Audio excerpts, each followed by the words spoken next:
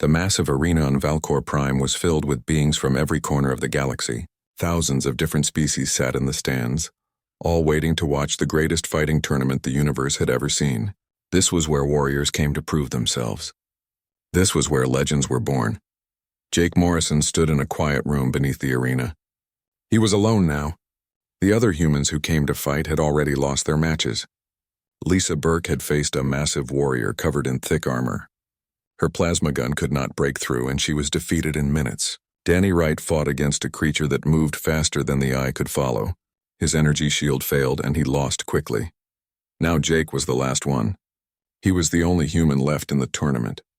In his hands he held a bow, not a plasma weapon or an energy blade, just a simple bow made of carbon fiber, the same material humans had been improving for thousands of years. Next to him sat a quiver full of arrows. Jake ran his fingers along the smooth surface of the bow. He had trained with this weapon since he was a child, first on Earth, where he won gold medals in competitions, then in the military, where he learned to use it in combat. The bow felt natural in his hands, like an extension of his own body. The door to the room opened with a hiss. Jake looked up and saw a tall figure enter. It was Commander Zethron, one of the most famous warriors from the Azurian Empire. He stood 8 feet tall with blue scales that shined like metal under the lights. His eyes were vertical slits like a snake. Behind him came several other Azurian fighters, all carrying weapons that hummed with power. Zethron walked closer to Jake. His eyes moved down to the bow in the human's hands. Then he stopped. For a moment he just stared. Then his mouth opened, showing rows of sharp crystal teeth. He was smiling, but not in a friendly way. The alien spoke, and a device on his chest translated his words into English. His voice was deep and cold. He said that Jake had brought a bow to a tournament where the galaxy's best warriors competed. He asked if Jake also carried rocks and wooden sticks. The tone made it clear what he thought. He believed Jake was foolish. The other Azurians started laughing. The sound was harsh and mocking. Some other aliens in the room joined in. Even beings from species that Jake had never seen before were laughing at him. One alien quickly posted a video of the moment on the Galactic Network. Within seconds, beings across hundreds of star systems were watching and laughing. Jake did not move. His face showed nothing. No anger, no fear, no shame. He simply looked at Zethron and spoke 3 words. He said it was all he needed. His voice was calm and steady. Zethron stepped even closer. His clawed hand rested on a massive weapon mounted on his shoulder. It was a plasma cannon, powerful enough to destroy a small vehicle. He told Jake that humans had only been part of the galactic community for 50 years. He said they were already embarrassing themselves. He said that when Jake faced General Torvin, the Azurian champion, the bow would be the reason Jake failed. A voice came through the speakers in the room. It was time. Jake Morrison was being called to the arena. The announcement also revealed who his opponent would be. General Torvin. The name made several aliens in the room stop laughing. Torvin was not just any fighter. He was the champion who had won the last 3 tournaments. He had never lost a single match. His record was perfect, 247 victories, 0 defeats. Jake stood up and walked toward the tunnel that led to the arena. As he moved, Zethron called out behind him. The alien said that humanity was sending their best warrior, and their best was bringing a toy from their primitive past. He said the galaxy would remember this day as proof that humans did not belong among real warriors. Jake stopped at the entrance to the tunnel. He looked back over his shoulder at Zethron. The Azurian commander was still smiling that cruel smile. Around him, the other aliens were watching, waiting to see what the human would say. Jake spoke just 2 words. He said they would see. Then he turned and walked into the tunnel. The darkness of the passage swallowed him, but he could hear the roar of the crowd ahead. Thousands of voices speaking in hundreds of languages, all excited to watch the next match. As Jake walked through the tunnel, he thought about his training. He remembered the thousands of hours he had spent practicing. He remembered every lesson his teachers had taught him. He remembered learning that a bow was not a primitive weapon. It was a tool that humans had spent 10,000 years perfecting. Every curve, every measurement, every part of the design had been tested and improved over countless generations. The tunnel began to get brighter. Jake could see the end ahead, where it opened onto the arena floor. The sound of the crowd grew louder. He took a deep breath and checked his equipment one last time. His bow was in perfect condition. His arrows were sharp and straight. His body was ready. His mind was focused. Jake stepped out of the tunnel and into the light. The arena was enormous. It stretched 200 meters across, a perfect circle with a smooth floor. Around the edges, energy barriers glowed with blue light. These barriers would keep any stray shots from hitting the crowd. Above the arena, holographic displays showed information about the fighters. Jake's face appeared on the displays. The information listed his name, his age, his background. It showed that he had been a soldier in Earth's Special Forces before joining the Terran Federation military. It showed his weapon, and when the crowd saw that weapon was a bow, the laughter started again. This time it was louder, coming from thousands of throats and mouths and whatever aliens used to make sound. Jake walked to his starting position and waited. On the opposite side of the arena, another tunnel opened. From the darkness came General Torvin. If Zithran had been impressive, Torvin was terrifying.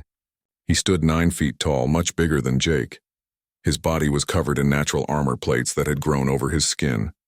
The armor was scarred from hundreds of battles. He had 4 arms, and each arm carried a different weapon. The crowd's laughter died away when they saw Torvin. This was replaced by cheers and shouts of excitement. The holographic displays showed Torvin's record. 247 wins, 0 losses, 43 championship titles, 17 different species defeated. The numbers told the story of a warrior who had never known defeat. Jake stood still in his position. He wore simple combat clothes with no armor, no shields, no technology to help him. Just a man with a bow, facing the greatest warrior the galaxy had ever known. The odds against him were 200 to 1. Some betting systems had stopped taking bets completely. They called this match an execution, not a competition. High above the arena floor, in the section where important people sat, Ambassador Helen Price watched. She was the representative of all humanity in the galactic community. Around her sat aliens from powerful empires and ancient civilizations. They were not even trying to hide their amusement. One of them, a creature with multiple eyes, leaned toward her and spoke. It said that surely Jake knew this was suicide. It said their sensors showed the bow had no energy signature. It was purely mechanical, purely primitive. Helen kept her face calm. She said that Jake knew exactly what he was doing. The alien responded that if Jake knew what he was doing, then he knew he would die. The words were said without emotion, as if stating a simple fact. Down in the arena, a referee appeared. It was a floating crystal that glowed with inner light. It began to announce the rules. Victory would come through surrender, unconsciousness, or death. No one could interfere from outside. All personal weapons were allowed. The energy barriers would contain everything. The crystal referee pulsed bright blue. The match was about to begin. Torvin raised one of his 4 arms. The plasma rifle in his hand started to glow and hum with power. Through his translator device, his voice boomed across the arena. He told Jake that he would make this quick.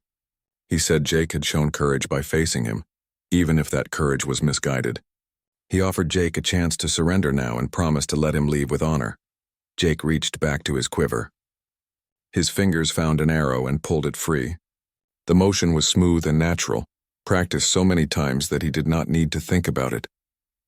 He placed the arrow against the string of his bow and drew it back. The muscles in his arms and shoulders flexed. He aimed at Torvin and spoke. He said no thanks and that they should start. The crowd laughed even louder. The human was not just using a primitive weapon. He was also showing confidence, acting like he actually believed he could win. To the aliens watching, it was entertaining. It was like watching a small animal challenge a predator. Everyone knew how it would end. The only question was how long it would take. The crystal referee pulsed bright blue one more time. The match had begun. Torvin moved first. His 4 arms worked together perfectly. The plasma rifle fired, sending a bolt of superheated energy screaming across the arena. The bolt was bright blue and moved incredibly fast. If it hit an unprotected human, it would turn them to ash instantly. But Jake was already moving. He dropped into a roll, his body tucking tight as he spun across the arena floor. The plasma bolt passed through the empty air where his chest had been just a fraction of a second before. Jake came up from the roll 20 meters to the left of where he started. His bow was already drawn, the arrow ready. The arrow flew. To most of the beings watching, the arrow seemed slow compared to plasma bolts and energy beams. They were used to weapons that moved at the speed of light. But Jake had not aimed at Torvin's body. He had aimed at something else. The arrow struck the plasma rifle in Torvin's hand. Specifically, it hit the cooling vent on the side of the weapon. This vent was necessary to keep the rifle from overheating. When the arrow punched through it, the cooling system failed immediately. The plasma core inside the rifle began to overheat rapidly. The rifle exploded. Blue fire erupted from the weapon, forcing Torvin to drop it. The general roared in pain and surprise. His natural armor protected him from serious injury, but his hand was burned. For a few seconds, that hand would be useless. The laughter in the stand stopped. Completely. Suddenly. The silence was so deep that Jake could hear the hum of the energy barriers around the arena. Thousands of aliens sat frozen, trying to understand what they had just seen. In the VIP section, the alien sitting next to Ambassador Helen Price sat up straight. Its multiple eyes were all focused on the arena floor. It spoke in a quiet voice. It said that shot showed precision, real precision. Helen allowed herself a small smile. She agreed. Yes, it was precision, Torvin snarled. He was angry now. He brought up his other 3 hands, each holding a different weapon. With his lower left hand, he grabbed his gravitational hammer. This weapon used gravity fields to crush anything it hit. Torvin threw the hammer through the air. It spun end over end, and space itself seemed to bend around it. If it hit Jake, the human would be flattened instantly. Jake's response was fast. He drew 3 arrows from his quiver in rapid succession. This was a technique called speed shooting. Most aliens had never seen anything like it. Jake fired the first arrow, then the second, then the third.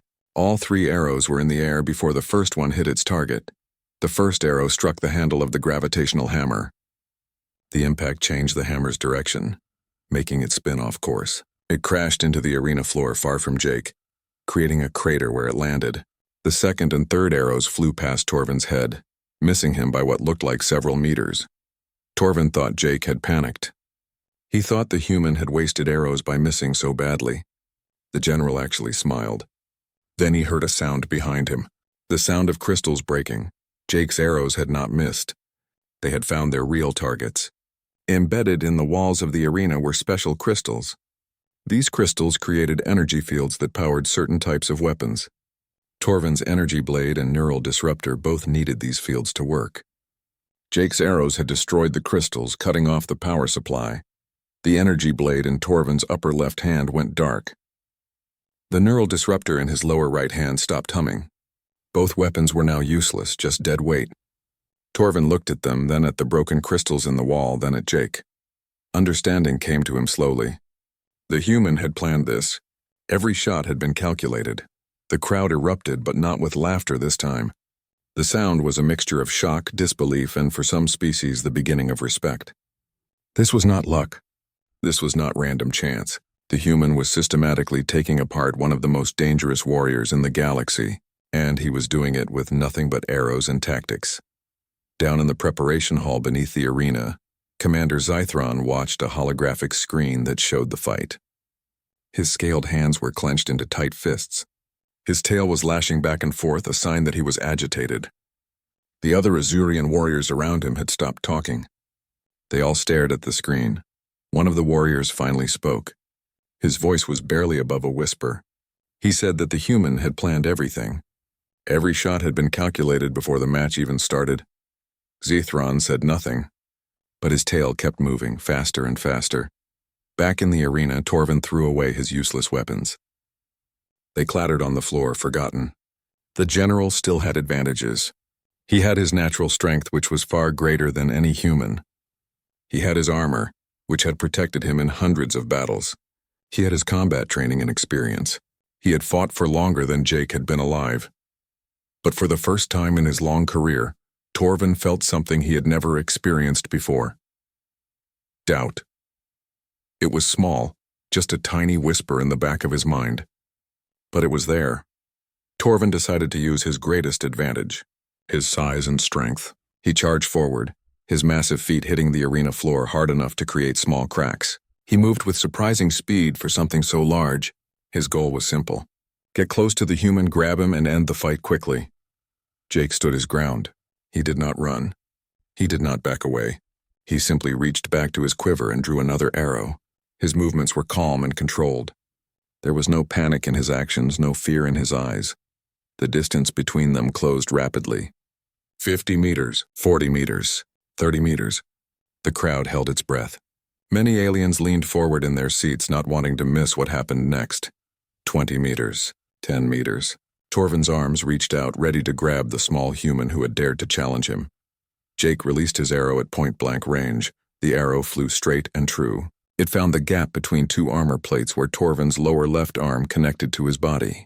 The arrow drove deep, hitting a cluster of nerves. Pain shot through Torvin's body like electricity. His lower left arm went completely limp, hanging uselessly at his side. But Jake was not finished. He had already moved, rolling under Torvin's reaching arms and coming up behind the general. Another arrow was on his string before Torvin could turn around. This arrow struck the back of Torvin's knee, finding another gap in the armor. The same kind of vulnerable point that Jake had found before. Torvin's leg buckled. His legendary balance, perfected over hundreds of fights, was suddenly gone. The crowd was on its feet now. Beings from 1,000 different worlds were standing, shouting, unable to believe what they were seeing. The betting systems had completely crashed. They could not handle what was happening. A reporter broadcasting to billions of viewers across the galaxy spoke into his device. His voice was filled with excitement. He said this was unprecedented. The human was not just lucky. He was exploiting every weakness in Torvin's combat style. He had studied the general's previous matches, analyzed his movements, and identified his vulnerabilities. Another reporter added her own thoughts. She said the human's choice of weapon was brilliant. Plasma weapons had predictable paths. Energy blades required getting close. But the bow was silent and fast. It left no energy signature that targeting systems could track. The human had turned his primitive technology into an advantage. In the arena, Torvin turned to face Jake again. His breathing was heavy and labored. He still had 2 functional arms and all his natural weapons. His teeth, his remaining strength, his armor. But his confidence was shaken. For the first time in 247 battles, he was facing defeat. After Jake left the arena, he was immediately surrounded by reporters. They came from news organizations across the galaxy. Each one wanted to ask questions, to understand what had happened, to get an exclusive interview with the human who had done the impossible. Ambassador Helen Price pushed through the crowd to reach him. She was smiling widely, her diplomatic composure completely abandoned. She put her hand on Jake's shoulder and congratulated him. She said he had not just won a tournament. He had changed how the entire galaxy viewed humanity. A reporter from the Vraxian News Network pushed a microphone toward Jake. The reporter asked the question that everyone wanted answered. How had he done it? How had he defeated a warrior who had never lost before? Jake looked tired but satisfied. He spoke simply and directly. He said there was no secret. He had trained for many years. He had studied his opponent by watching recordings of Torvin's previous matches. He had chosen the right tool for the job. That was what humans did. They adapted. They improvised. They overcame challenges. Another reporter asked about the bow. Why had Jake chosen such a primitive weapon? The question was asked with genuine curiosity now, not mockery. Jake looked down at the weapon in his hands. It was a simple tool, really, carbon fiber and string, shaped by thousands of years of human engineering. He explained that sometimes the simplest answer was the best one. Everyone had been expecting shields and plasma weapons and energy fields. Nobody was prepared for arrows. The bow had given him an advantage because it was unexpected. The reporters continued asking questions, but Ambassador Price eventually pulled Jake away. She said he needed rest and medical attention. The fight had been short, but it had been intensely physical and mentally exhausting. Jake did not argue. He was suddenly aware of how tired he felt. As they walked through the halls beneath the arena, they passed groups of aliens who stopped and stared. Some of them bowed slightly as Jake passed. Others simply watched in silence, their expressions showing a mix of respect and wonder. The human who had been a joke just hours ago was now being treated like a hero. In a private medical room, human doctors checked Jake's condition. He had no serious injuries, just some muscle strain and exhaustion. They told him to rest, but Jake knew rest would be difficult. His mind was still replaying the fight, analyzing every moment, thinking about what he could have done differently. 3 days later, Jake received an unexpected visitor. Commander Zithron requested a private meeting. Jake agreed, curious about what the Azurian commander wanted to say. They met in a neutral conference room with Ambassador Price present as a witness. Zithron entered the room and stood before Jake. For a long moment, the alien warrior just looked at the human. Then he did something that surprised everyone. He bowed his head, a gesture of respect in Azurian culture. Through his translator, Zithron spoke. His voice was different from before. The mockery and arrogance were gone. He said he had come to apologize. He admitted that he had been wrong to mock Jake and his choice of weapon. He had assumed that primitive meant weak. He had made a mistake that came from pride and ignorance. Jake accepted the apology with a simple nod. He bore no grudge against Zithron. In truth, the mockery had motivated him, had made him focus even harder on winning. He told Zithron that the fight had taught both of them something valuable. Zithron agreed. He said the match had reminded his people of an important truth. Technology was powerful, but it was not everything. Skill, training, and tactical thinking were equally important. He asked if Jake would be willing to visit the Azurian Military Academy to teach their warriors about archery and human combat tactics. Jake was surprised by the request, but he agreed. He said he would be honored to share his knowledge. The two warriors talked for over an hour, discussing combat philosophy and training methods. By the end of the conversation, they had developed a mutual respect. They might never be close friends, but they understood each other as warriors. Meanwhile, General Torvin was recovering in a medical facility. His injuries had healed quickly thanks to advanced alien medicine. The paralysis from the arrows had been temporary. His body was fine, but his mind was troubled. Torvin had never lost before. He had built his entire identity around being undefeated. Now that identity was shattered. He spent days in silence, thinking about the match, trying to understand where he had gone wrong. Finally, he requested to meet with Jake. When they sat down together, Torvin spoke honestly. He said the defeat had been hard to accept at first. His pride had been wounded, but as time passed, he realized something important. Jake had taught him more about combat in one fight than any of his victories had taught him. Torvin explained that he had become too dependent on his weapons and his size. He had stopped thinking tactically because he had always won through simple force. Jake had forced him to see his own weaknesses. In that way, the defeat was actually a valuable lesson. Jake listened carefully. He told Torvin that losing did not make him weak. It made him wiser. The fact that Torvin could learn from defeat showed true strength of character. Many warriors would have made excuses or demanded a rematch out of anger. Torvin was doing neither. He was accepting what had happened and trying to grow from it. Torvin asked if Jake would agree to a rematch someday. Not because Torvin was bitter, but because he wanted to test himself again. He wanted to see if he could adapt his tactics and overcome the lessons Jake had taught him. Jake smiled and agreed. He said he would welcome a rematch. Fighting Torvin again would help him improve as well. The two warriors shook hands, forming an unexpected friendship born from their battle. Over the following weeks, the impact of Jake's victory continued to spread. The recording of the match became the most viewed content in galactic history. Schools used it as a teaching tool. Military academies analyzed every moment. Sports commentators discussed it endlessly. But the changes went beyond just entertainment and education. The galactic community began to reassess their views on technology and progress. Many civilizations had become so focused on advancing their technology that they had forgotten older skills. They had assumed that newer was always better. Jake's victory proved that assumption wrong. Sometimes old methods survived because they worked. Sometimes traditional weapons were effective precisely because they were simple and reliable. The galaxy started to see value in preserving ancient knowledge rather than always chasing the newest technology. Weapon shops across hundreds of worlds reported something unexpected. Customers were asking about mechanical weapons. Bows, crossbows, and other projectile weapons that had been forgotten for generations were suddenly in demand. Beings wanted to learn these old skills, to understand what humans had mastered over thousands of years. Earth's position in the galactic community changed dramatically. Before, humans had been seen as newcomers who got lucky discovering space travel. They were tolerated but not respected. Now they were recognized as a warrior culture with deep knowledge of combat. Their history of warfare, which some species had viewed as barbaric, was now seen as valuable experience. Diplomatic relations improved across the board. Species that had been dismissive now wanted to establish trade agreements and military alliances. Earth's military was asked to send advisors to other worlds. Human combat instructors were in high demand. Jake was offered numerous opportunities. He could have become wealthy endorsing products. He could have left the military and worked as a private trainer.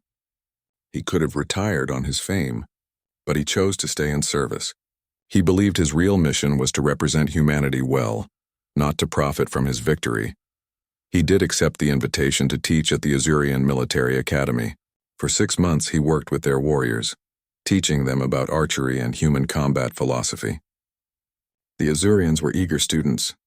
They learned quickly, adapting the techniques to work with their own physical abilities. During his time there, Jake also learned from them. The Azurians had their own ancient combat traditions that they had nearly forgotten. Together, Jake and the Azurian instructors worked to revive these old methods, combining them with modern techniques to create something new and effective. By the time Jake returned to Earth, he was not just a tournament champion. He was a symbol of something larger. He represented the idea that humans, despite being new to the galactic stage, had valuable knowledge to share. He showed that humanity's long history of conflict had taught them lessons worth learning. Most importantly, he had proven that determination and skill could overcome any disadvantage.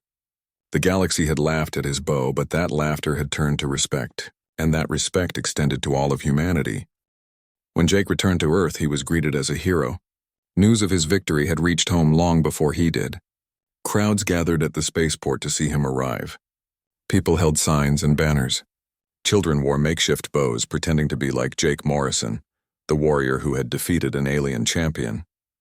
But Jake was uncomfortable with the attention. He had not fought for glory or fame. He had fought to prove that humanity belonged in the galactic community. The adoration felt strange to him. He was just a soldier who had done his job. The Terran Federation military promoted Jake to the rank of captain. They offered him a position training the next generation of human warriors. Jake accepted immediately. This was work he understood and valued, teaching others, sharing his knowledge, preparing humanity for whatever challenges lay ahead in the galaxy. The training facility where Jake worked was located in the mountains of Colorado. It was a beautiful place surrounded by forests and peaks. The facility had been expanded after Jake's victory. Enrollment had increased dramatically. Young men and women from all over Earth came to learn combat skills, hoping to follow in Jake's footsteps. One morning, Jake was walking through the facility when he encountered a group of new recruits. They were young and eager, their eyes shining with excitement. One of them, a young woman named Kate Fisher, gathered her courage and approached him. She spoke nervously but with determination. She said she had been watching recordings of his match over and over. Everyone had. She wanted to know if Jake thought other humans could do what he had done. Could they also defeat alien warriors with primitive weapons? Jake looked at Kate and the other recruits gathered around her. He saw himself in their faces, back when he was young and uncertain. He smiled and spoke with confidence. He said not just could, but that they all would. That was what made humans special. They did not give up. They did not back down. They never let anyone tell them what they were capable of achieving. He explained that the galaxy had laughed at him for bringing a bow. Now those same beings were trying to figure out how to defend against arrows. The mockery had turned into respect, and that respect had opened doors for all of humanity. Jake paused and looked out at the mountains visible through the windows. He told the recruits to remember something important.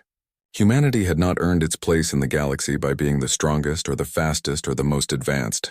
They earned it through persistence, through the ability to learn and adapt, through never forgetting where they came from. He said that old weapons and old tactics were not primitive. They were refined. They were proven, and in the right hands they were unstoppable. The key was understanding when to use them and how to use them effectively. The recruits listened carefully, absorbing every word. After Jake walked away, they talked excitedly among themselves. Several of them decided to sign up for archery training. Others wanted to study human military history, going back thousands of years to learn about ancient tactics and strategies. Over the following months, Jake trained hundreds of students. He taught them about archery, but also about patience, focus, and tactical thinking. He emphasized that weapons were just tools. The real weapon was the mind of the warrior wielding them. Some of his students went on to compete in galactic tournaments. Not all of them won, but they all fought with honor and skill. Each match further cemented humanity's reputation as a warrior culture.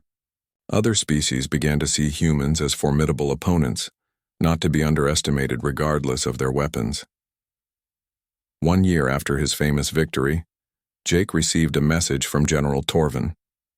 The Azurian warrior had fully recovered and wanted to honor his request for a rematch. But this time it would not be in a tournament. It would be a private match purely for training and mutual improvement. Jake agreed eagerly. He traveled back to Valcor Prime, where the original match had taken place. The rematch was held in a smaller training arena with only a few observers present.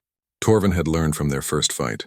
He moved differently now, more carefully, always aware of potential vulnerabilities. The match lasted much longer this time.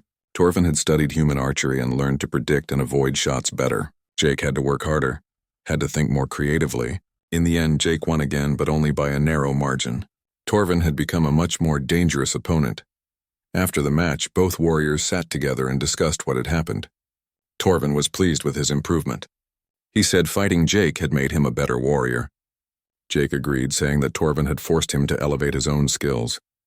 They scheduled another rematch for the following year, both looking forward to continuing their friendly rivalry. Back on Earth, life continued to change for humanity.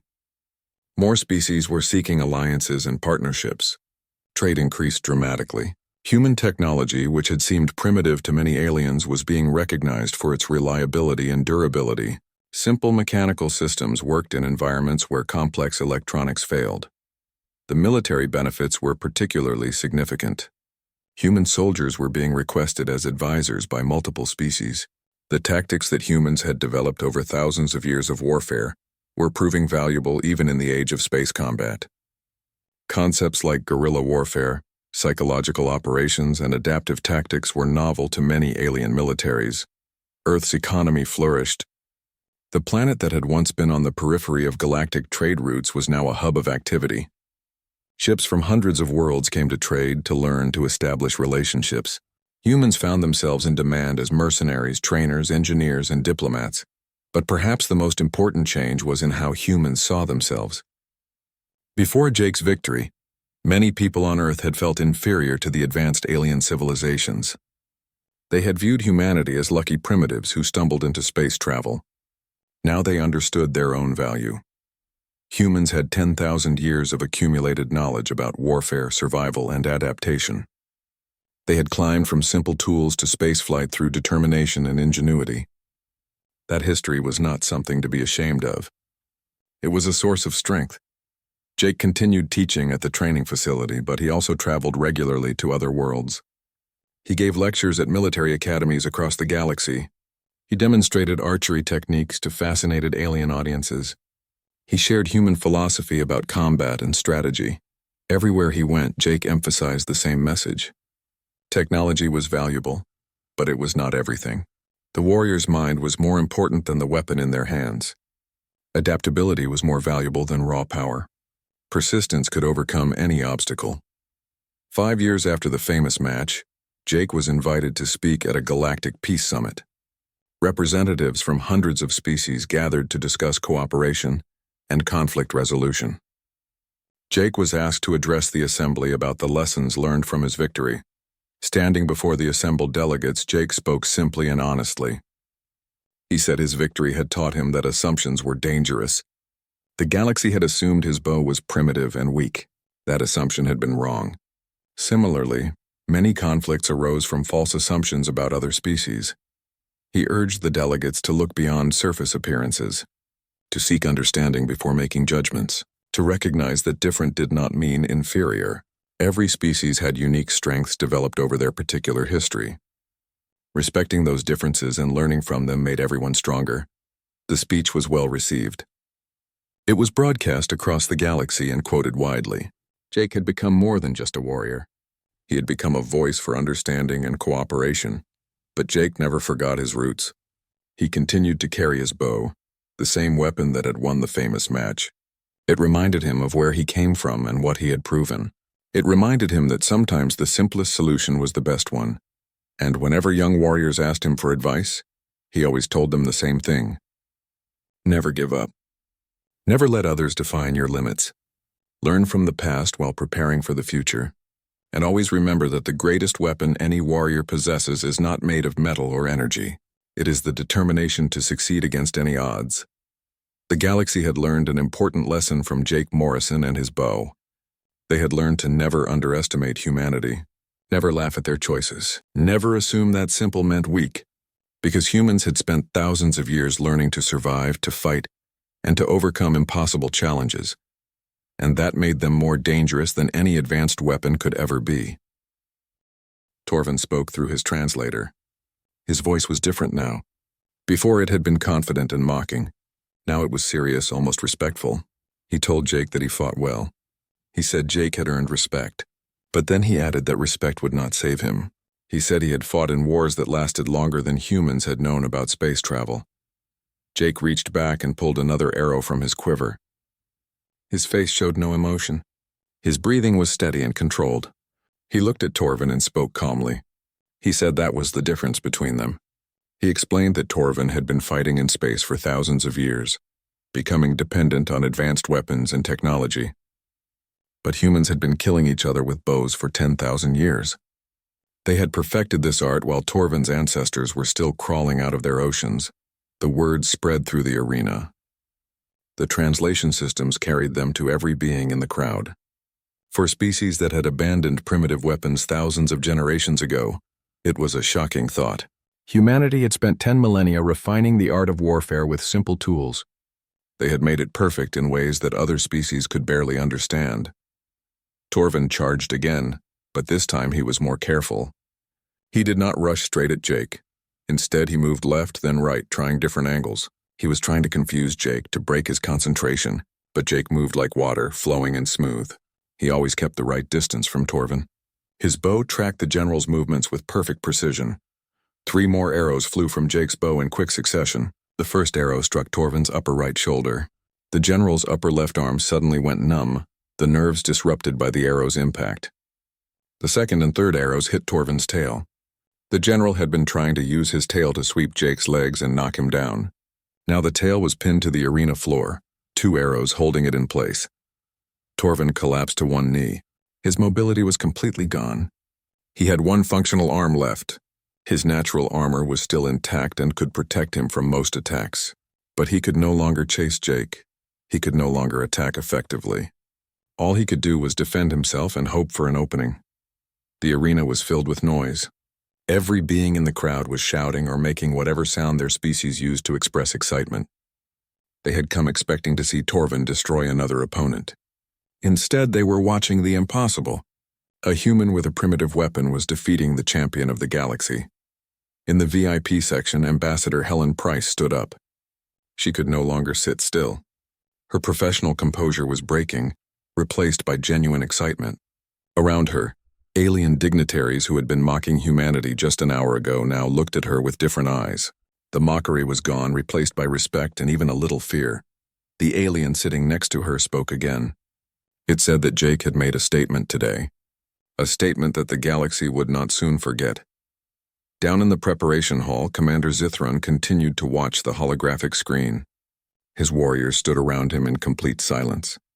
None of them could believe what they were seeing. One of them finally found his voice. He asked what they should do now. Zithron was quiet for a long time. Then he straightened his back. His pride forced him to face the truth. He said they needed to contact the human. They needed to apologize. They needed to learn from their mistake. He paused and continued watching the screen. He said they had assumed that primitive meant weak. They had forgotten that sometimes the oldest weapons survived because they worked. Because beings had spent thousands of years making them perfect. Because in the hands of a master they were just as deadly as any plasma rifle or energy blade. In the arena, Jake walked slowly toward Torvin. His bow was ready but not drawn. The crowd fell silent again, waiting to see how this impossible match would end. Every eye in the stadium was fixed on the human and the kneeling general. Torvin looked up at Jake. For the first time in his long career, there was something new in his eyes. It was not fear exactly. It was more like understanding. He knew he had been defeated. He spoke through his translator. He told Jake to finish it, He said Jake had earned his victory. Jake stopped 10 meters away, just outside the reach of Torvin's one remaining functional arm. He drew an arrow from his quiver and knocked it on his bowstring. But he did not aim at Torvin's head or heart. He aimed at the general's last good arm. Jake spoke clearly. He said he was not going to kill Torvin. His voice was calm but firm. He explained that this fight was not about proving humans were the strongest or the most violent. It was about showing the galaxy that humanity earned their place among the stars. He released the arrow. It flew straight and struck the nerve cluster in Torvin's last good arm. The arm fell limp, completely paralyzed. The general now had no functional limbs. He was completely helpless but still alive, still conscious, still able to acknowledge what had happened. Torvin spoke the formal words of surrender. He said the match belonged to Jake. He said Jake had defeated the champion of Azuria. His voice carried respect that had not been there at the start of the fight. The crystalline referee pulsed bright blue, confirming the surrender. The match was over. Then the arena erupted with sound. It was not polite applause. It was a roar that seemed to shake the very foundations of the building. 1,000 different species all making noise at once, all acknowledging what they had witnessed. A human with a primitive weapon had defeated the greatest warrior in the known galaxy. Medical teams rushed onto the arena floor. They surrounded Torvin, checking his injuries and beginning treatment. The arrows had been precise. They had caused pain and paralysis, but no permanent damage. Torvin would recover fully, though his pride might take longer to heal. Jake lowered his bow. He was breathing heavily now, the adrenaline starting to fade. His body was exhausted from the intense focus and movement. But he had won. Against impossible odds, with a weapon the galaxy considered primitive, he had won. The referee floated over to Jake. In a voice that echoed through the arena, it declared Jake Morrison the winner. It announced that he would advance to the next round of the tournament. But more importantly, it declared him the new champion, having defeated the previous title holder. The crowd's roar grew even louder. Jake was led to a platform in the center of the arena. As he stood there holding his bow, holographic displays all around the stadium showed his face. The human who had been laughed at was now being celebrated. Around the galaxy, billions of beings watched the broadcast. The video of the match was being shared across every network. The moment when Jake destroyed Torvin's plasma rifle was being replayed over and over. The shot that pinned the general's tail to the floor was becoming legendary. And the final words Jake had spoken, about earning humanity's place, were being quoted everywhere. In military academies on hundreds of worlds, instructors were already preparing new lessons. They would study this match for years to come. Jake's tactics would be analyzed and taught. The way he had turned his primitive weapon into an advantage would become a classic example of creative thinking in combat. Weapons dealers reported something surprising. Orders for mechanical weapons were suddenly increasing. Beings from advanced civilizations were asking about bows and arrows. They wanted to understand these tools that they had dismissed as primitive.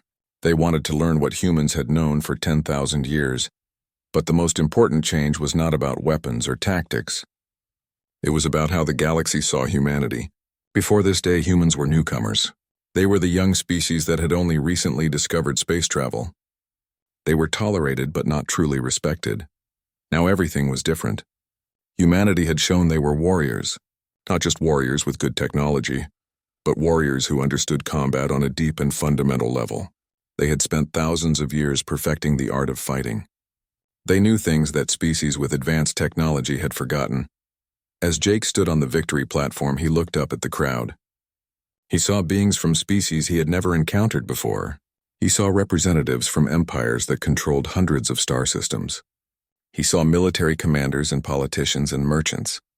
And every single one of them was looking at him with respect. The mockery was gone. The laughter had been replaced by acknowledgement. Humanity had earned its place among the stars. 10 years had passed since the famous tournament. Jake Morrison was now 40 years old, still teaching at the training facility in Colorado. His hair had started to show some gray, but his skills remained sharp. He still practiced with his bow every morning, maintaining the discipline that had defined his life. The galaxy had changed dramatically in those 10 years. Humanity had gone from being newcomers to being respected members of the galactic community. Humans served in important positions across hundreds of worlds. Human technology and tactics had been integrated into many alien military forces. The prejudice and mockery that once existed had largely disappeared. Jake's students had spread across the galaxy. Some had become famous warriors in their own right. Others served as trainers, diplomats, or advisors. Each one carried forward the lessons Jake had taught them about skill, determination, and respect for traditional knowledge. Kate Fisher, the young recruit who had spoken to Jake years ago, was now a lieutenant in the Terran Federation military. She had specialized in archery and won several smaller tournaments against alien opponents. She often visited Jake when she was on Earth, seeking his advice and sharing stories of her experiences. On one such visit, Kate told Jake about a situation she had encountered on a remote colony world. A group of alien pirates had been terrorizing the settlers, using advanced weapons and shields. The local security forces had been unable to stop them because their own weapons were not powerful enough to penetrate the pirate shields. Kate had arrived with a solution. She used a bow and arrows, which the pirate shields were not designed to stop. The shields worked by detecting and deflecting energy weapons. Simple projectiles passed right through. Within a week, the pirates had been captured or driven away. The colonists celebrated Kate as a hero. Jake listened to the story with pride. This was exactly what he had hoped to achieve through his teaching. Not creating warriors who relied on a single method, but warriors who could think creatively and adapt to any situation. Kate had understood the lesson perfectly. As they talked, an urgent message arrived. It was from General Torvin. The Azurian warrior needed help. A crisis had developed on one of the outer colonies, and Torvin believed Jake's unique skills might be necessary to resolve it peacefully. Jake read the message carefully. A group of young warriors from various species had occupied an abandoned military facility. They were protesting what they saw as the over-reliance on technology in modern warfare. They believed the galaxy had forgotten the importance of traditional combat skills. They demanded changes in how military training was conducted across all species. The situation was delicate. The protesters were armed but had not hurt anyone. However, military forces were preparing to storm the facility, which would likely result in casualties. Torvin believed Jake could negotiate with the protesters because he represented exactly what they were advocating for, a warrior who had proven the value of traditional skills. Jake agreed to help. He traveled to the colony world, arriving within 2 days. The military facility was surrounded by armed soldiers from multiple species. Inside, approximately 50 young warriors had barricaded themselves, refusing to communicate with official authorities.